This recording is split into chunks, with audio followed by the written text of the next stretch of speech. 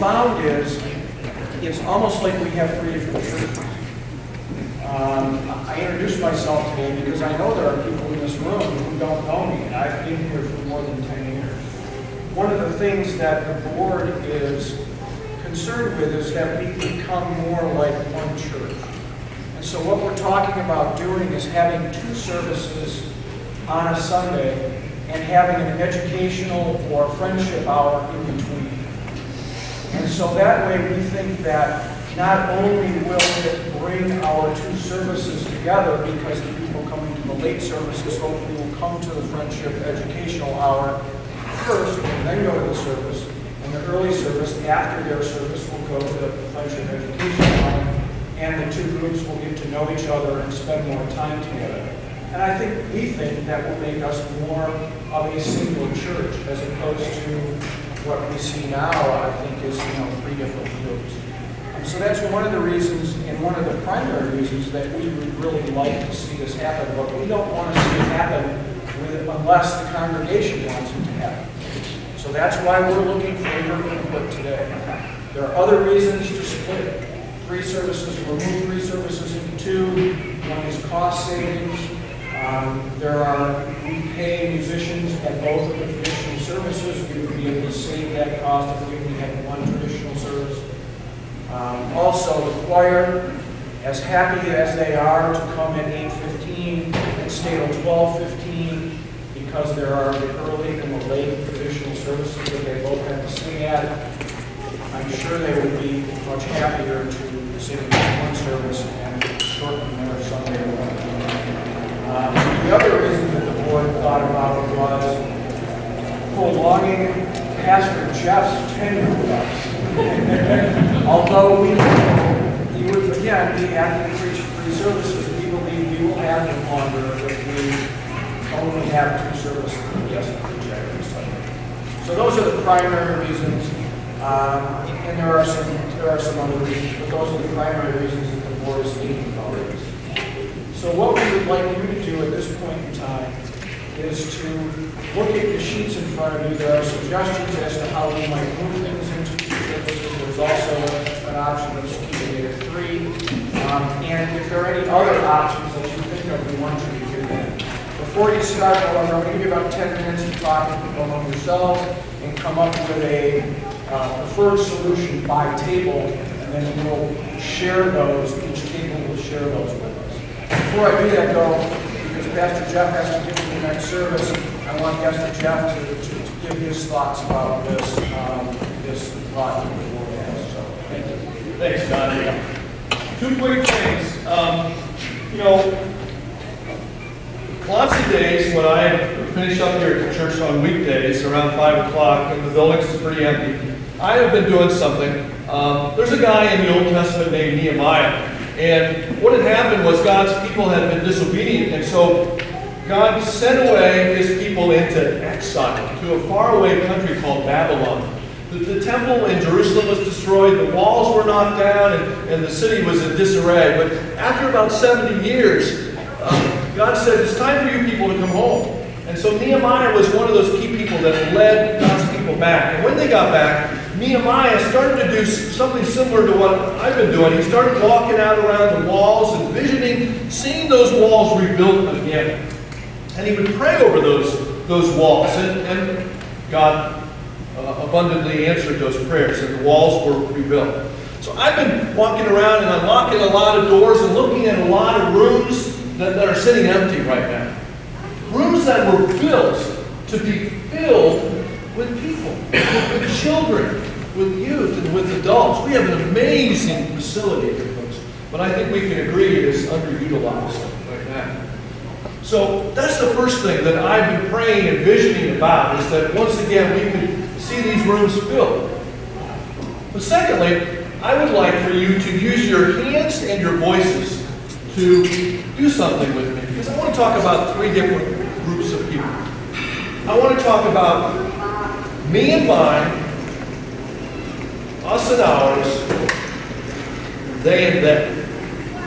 Could you say and do those motions with me? Me and mine, us and ours, they and them. let's talk first about me and mine.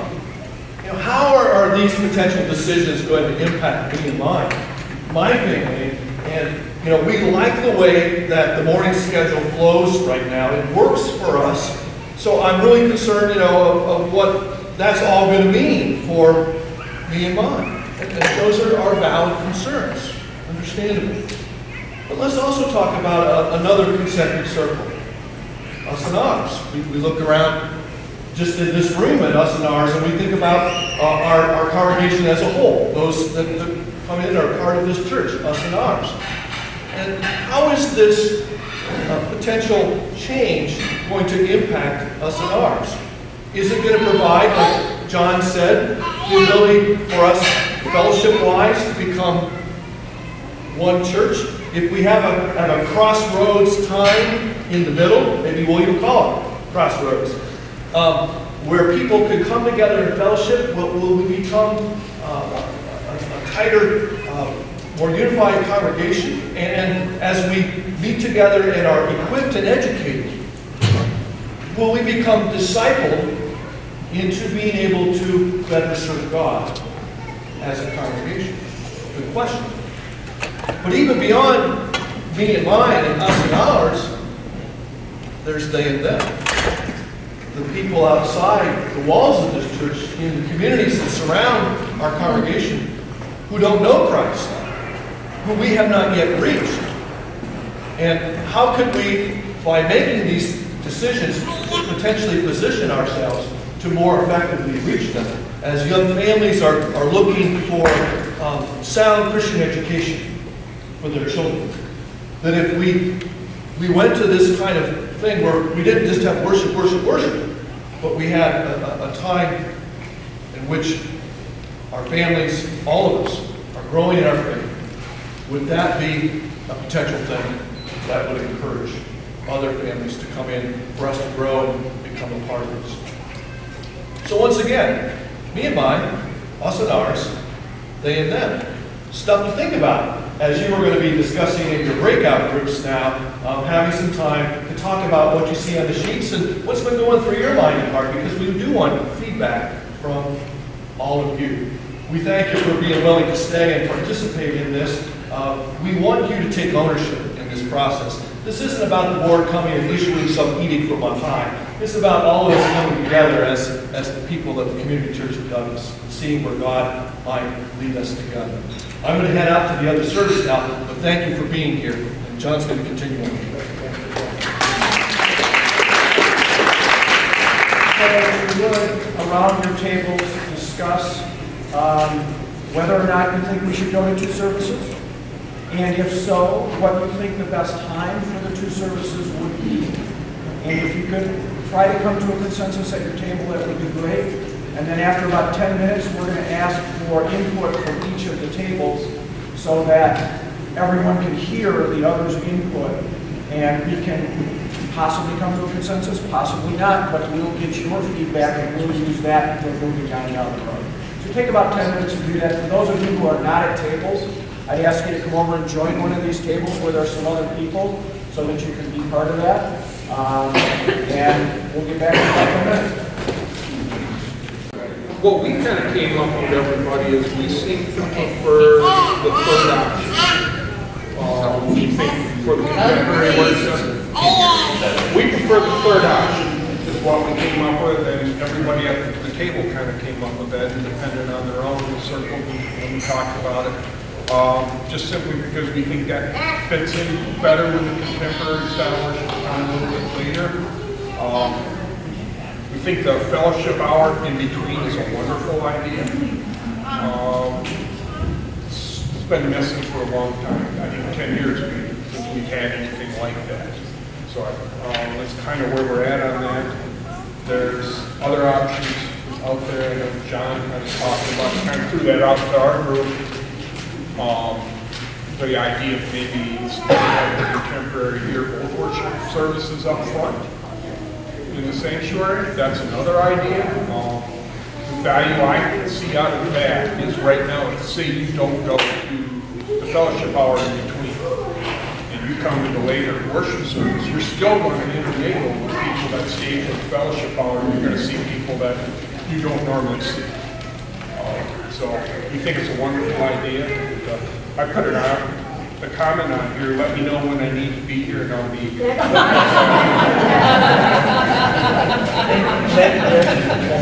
This table over here? Eric? Well, our table largely came up with the same conclusions and ideas that Rich's table did. Taking it, number 3 option looked like it might work out the best, but maybe making it 8:30, 9:30, and 10:30 rather than that time. A more rounded number of times might adjust to that and might have it work better. Also, to kind of leave the traditional service at basically the same time in the first service as it is now. Okay. All right.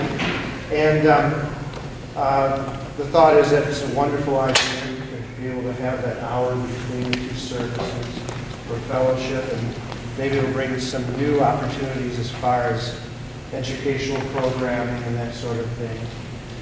The one thought is, though, what for children to have, be at one service and then have a time between also, what kind of programming might be developed for the kids. Wouldn't necessarily want to duplicate things, but that could come and people would, that would be figured out. Thanks, Eric. Yep.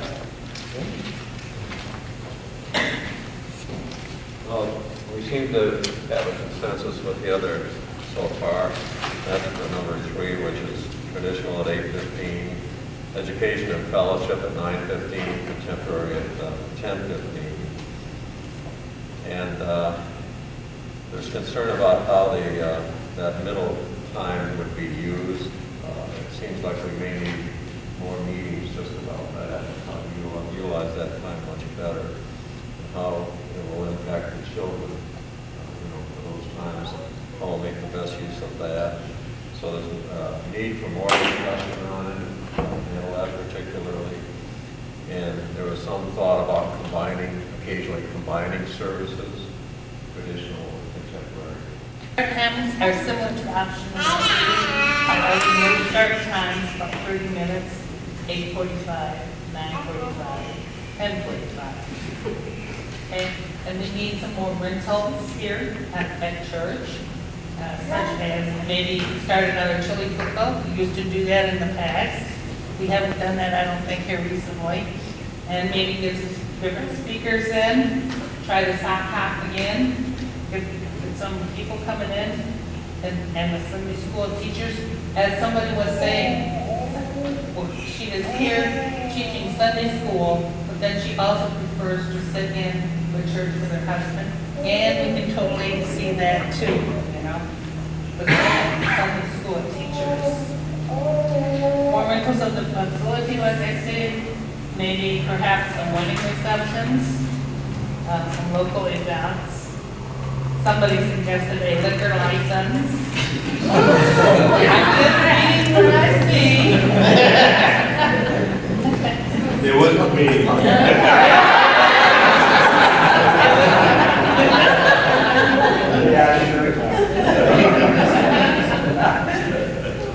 Get some contemporary studies going. And one person voted 2 services would be good, and either option would be fine with this person. And somebody else wrote, I want 2 services. The time is okay with them too. Like the idea of a combined social time between the 2 services.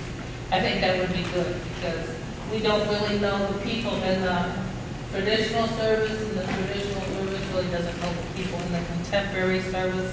It'd be nice to get together and get to know more people. Set time similar to option 3, how important.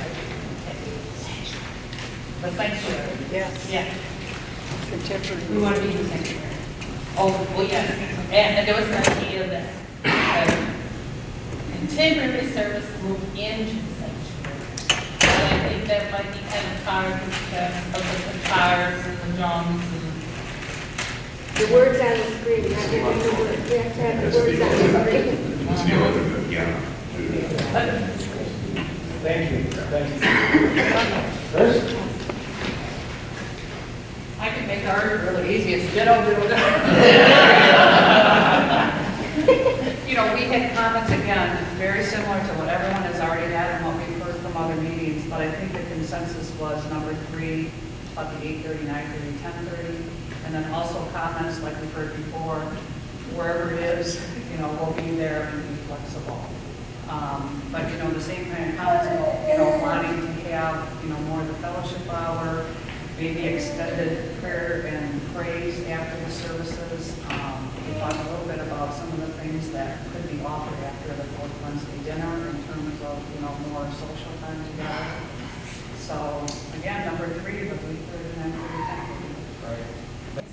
And from a perspective of a parent with younger kids, just I think it's so crucial to keep one Sunday school hour and not split it into different hours. We have I'll have 20 things one week, 2 the next, and because of that fluctuation, if you split into 2 classes or 2 times it's offered, the same class is offered, not only is it hard to get teachers, but then you're splitting up your class size. And, you know, last week my son was the only one in his and bumped up, which was fine, you know, Diana doesn't fulfill his job.